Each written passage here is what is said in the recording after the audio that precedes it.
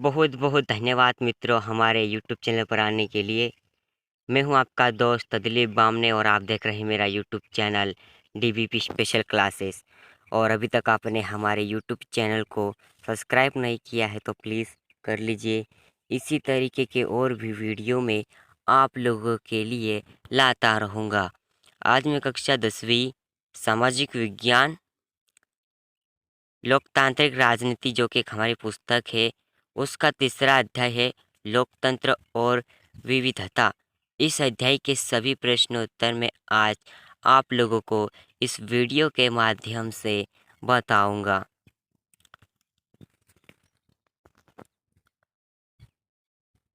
सबसे पहला प्रश्न संक्षिप्त में लिखे निम्नलिखित प्रश्नों के उत्तर दीजिए। सबसे पहला प्रश्न है सामाजिक विभाजनों की राजनीति के परिणाम तय करने वाले 3 कारकों की चर्चा करें। तो दोस्तों इसका उत्तर ये है। उत्तर है सामाजिक विभाजनों की राजनीति का परिणाम 3 चीज़ों पर निर्भर करता है। तो दोस्तों यहाँ पर हमें 3 दिए हुए 3। पहला है लोगों में अपनी पहचान के प्रति आग्रह की भावना। यदि लोग खुद को सबसे विशिष्ट और अलग मानने लगते हैं तो उनके लिए दूसरों के साथ तालमेल बैठना बहुत मुश्किल हो जाता है। यदि लोग अपनी बहुस्तरीय पहचान के प्रति सचेत हैं और उन्हें राष्ट्रीय पहचान का हिस्सा या सहयोगी मानते हैं तब कोई समस्या नहीं होती। जैसे बेल्जियम के लोगों में भाषीय भिन्नता के बावजूद वे अपने को बेल्जियाई ही मानते हैं, जिससे उन्हें देश में साथ साथ रहने में मदद मिलती है। भारत में भी लोग स्वयं को पहले भारतीय मानते हैं, फिर किसी देश, क्षेत्र या धार्मिक सामाजिक समूह का सदस्य। दूसरा, राजनीतिक दलों की भूमिका। दूसरा महत्वपूर्ण तत्व है कि किसी समुदाय की मांगों को राजनीतिक दल कैसे उठा रहे हैं। संविधान की सीमाओं में आने वाले और दूसरे समुदाय को नुकसान न पहुंचाने वाले मांगों को मान लेना आसान है। श्रीलंका में केवल सिंहलियों के लिए ही काम करने की नीति तमिल समुदाय की पहचान और हितों के खिलाफ थी।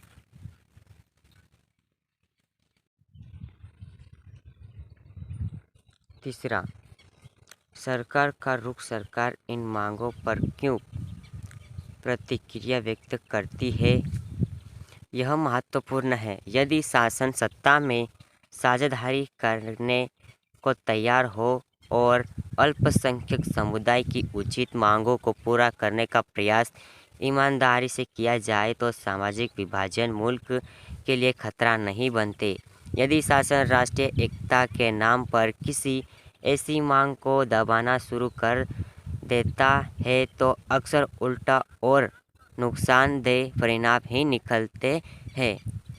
ताकत के दम पर एकता बनाने की कोशिश विभाजन की ओर ले जाती है। इस प्रकार लोकतंत्र में सामाजिक विभाजन की राजनीति अभिव्यक्ति एक सामान्य बात है और यह एक स्वस्थ राजनीति का लक्ष्य भी हो सकता है। राजनीति में विभिन्न तरह के सामाजिक विभाजनों की अभिव्यक्ति ऐसे विभाजनों के बीच संतुलन पैदा करने का काम भी करती है। इस स्थिति में लोकतंत्र मजबूत ही होता है। तो दोस्तों दूसरा प्रश्न है सामाजिक अंतर कब और कैसे सामाजिक विभाजनों का रूप ले लेते हैं। तो दोस्तों इसका उत्तर ये रहा। हर सामाजिक भिन्नता सामाजिक विभाजन का रूप नहीं लेती। सामाजिक अंतर लोगों के बीच बंटवारे का एक बड़ा कारण जरूर होता है, किंतु यही अंतर कई बार अलग अलग तरह के लोग के बीच पुल का काम भी करती है। सामाजिक विभाजन तब होता है जब कुछ सामाजिक अंतर दूरी अनेक भिन्नताओं के ऊपर और बड़े हो जाते हैं। अमेरिका में श्वेत और अश्वेत का अंतर एक सामाजिक विभाजन भी बन जाता है, क्योंकि अश्वेत लोग आमतौर पर गरीब हैं, बेघर है, भेदभाव की शिकायत है। हमारे देश में भी दलित आमतौर पर गरीब और भूमिहीन है। उन्हें भी अक्सर भेदभाव और अन्याय का शिकार होना पड़ता है। जब एक तरह का सामाजिक अंतर अन्य अंतरों से ज़्यादा महत्वपूर्ण बन जाता है और लोगों को यह महसूस होने लगता है कि वे दूसरे समुदाय के हैं, तो इनसे एक सामाजिक विभाजन की स्थिति पैदा होती है।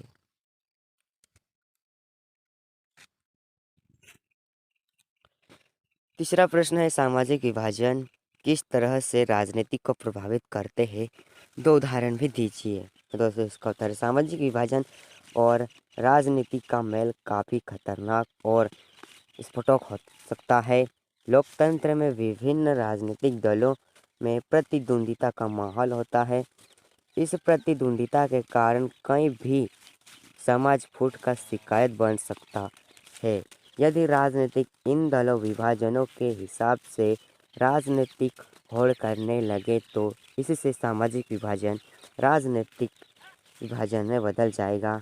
ऐसा कई देशों में हो चुका है, जैसे आयरलैंड इसका एक उदाहरण है। यह ग्रेट ब्रिटेन का एक हिस्सा है। इसमें काफ़ी समय तक हिंसा, जातीय कटुता रही है। यहाँ की मुख्य आबादी ईसाई है, किंतु इनमें से 33% आबादी प्रोटेस्टेंट है, जबकि 44% रोमन कैथोलिकों को प्रतिनिधित्व नेशनलिस्ट पार्टियों करती है। इनकी मांग है कि उत्तरी आयरलैंड को आयरलैंड गणराज्य के साथ मिलाया जाए। प्रोटेस्टेंट लोगों का प्रतिनिधित्व यूनियनिस्ट पार्टियां करती है, जो ग्रेट ब्रिटेन के साथ ही रहने के पक्ष में है। 1998 में ब्रिटेन की सरकार और नेशनलिस्टों के बीच शांति समझौता हुआ। इसमें दोनों पक्षों के हिंसक आंदोलन बंद करने की बात की।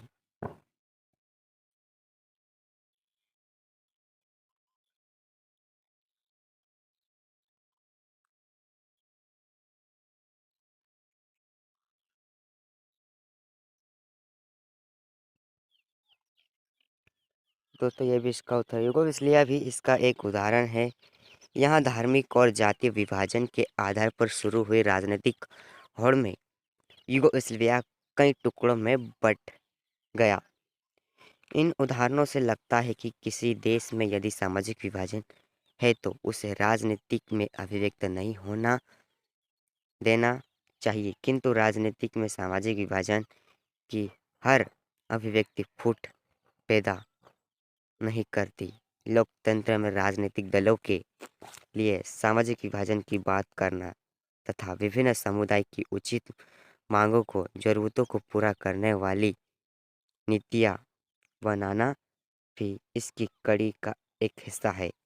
अधिकतर देशों में मतदान के स्वरूप और सामाजिक विभाजनों के बीच एक प्रत्यक्ष संबंध दिखाई देता है, जिसे तहत एक समुदाय के लोग आमतौर पर किसी एक दल को दूसरे के मुकाबले ज़्यादा पसंद करते हैं और उसी को वोट देते हैं। कई देशों में ऐसी पार्टियां हैं जो सिर्फ एक ही समुदाय पर ध्यान देती है और उसी के हित में राजनीति करती है, पर इन सबकी प्रगति देश के विखंड में नहीं होती।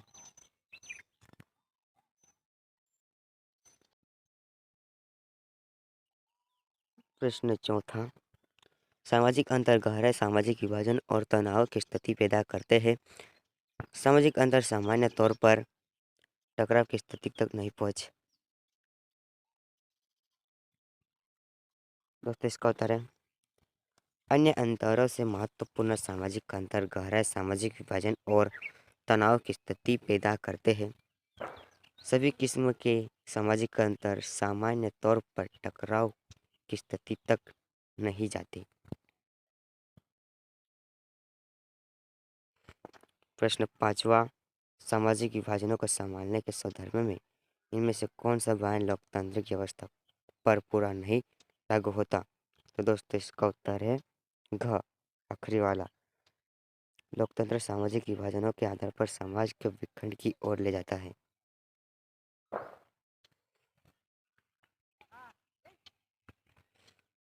प्रश्न 6, निम्नलिखित 3 बयानों पर विचार करें। तो दोस्तों जो नीचे दिए हुए इन बयानों में कौन सा बयान सही है? तो दोस्तों इसका उत्तर है ख वाला। ये ख वाला सही है। अ और ब सही है, मतलब कि अ और ब सही है और ये स गलत है।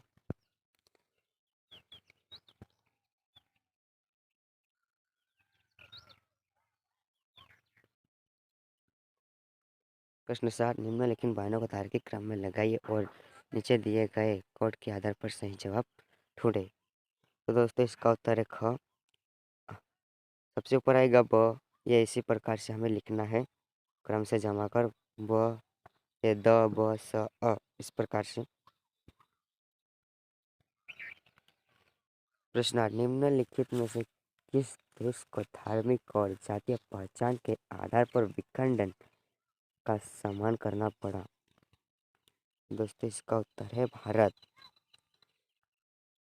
ख वाला सही है।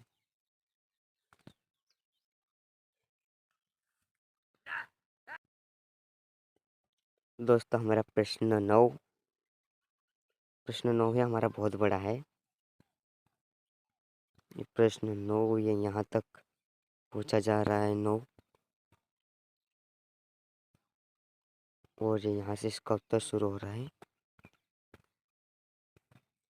यहाँ से उत्तर शुरू हो रहा है, यहाँ कर खत्म हो रहा है। दोस्तों प्रश्न तो छोटा है लेकिन उत्तर इसका ज़्यादा बड़ा है। तो दोस्तों आप इसी प्रकार से इस प्रश्न का उत्तर लिख लीजिए। इसी प्रकार से वीडियो को रोककर इस प्रश्न का उत्तर लिख लीजिए। अगर आपको हमारा वीडियो पसंद आए तो प्लीज़ वीडियो को लाइक शेयर एंड चैनल को सब्सक्राइब ज़रूर करें। वीडियो आखिर तक देखने के लिए आपका बहुत बहुत धन्यवाद करता हूँ DBP स्पेशल क्लासेस की ओर से।